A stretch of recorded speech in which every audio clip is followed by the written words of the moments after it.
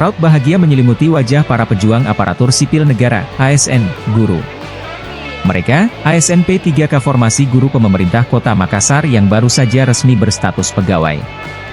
Pelantikan dan pengambilan sumpah jabatan ini dilakukan di Tribun Lapangan Karbosi Jalan Ahmad Yani, Makassar, Senin, 29 April 2024. Pelantikan ini dipimpin langsung oleh Wali Kota Makassar Dani Pomanto.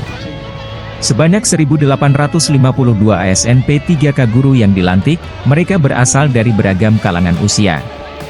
Ada yang lulusan sarjana muda, bahkan ada juga yang sudah berpuluh-puluh tahun mengabdi sebagai tenaga pendidik.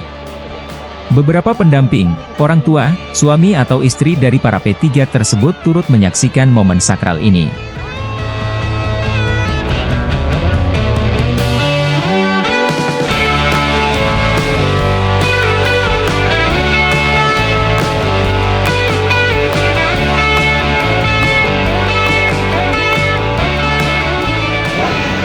Secara tradisi kita punya istilah-istilah yang sebenarnya secara langsung tidak langsung mengungkap keunggulan-keunggulan anak-anak Makassar kita.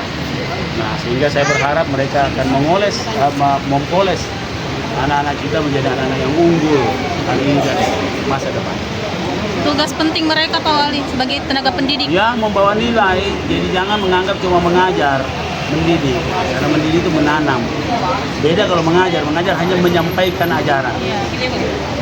Kontribusi mereka mungkin Pak Wali, silakan jadi anak-anak. saya kira kontribusinya yang jelas adalah SDM unggul, mulai dari jangan pikir kalau SD SMP tidak dibutuhkan untuk menciptakan keunggulan, justru di situ dasar-dasar keunggulan, mulai dari PAUD.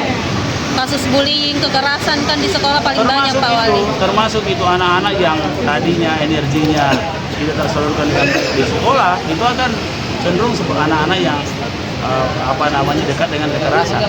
Download Tribun X sekarang, menghadirkan lokal menjadi Indonesia.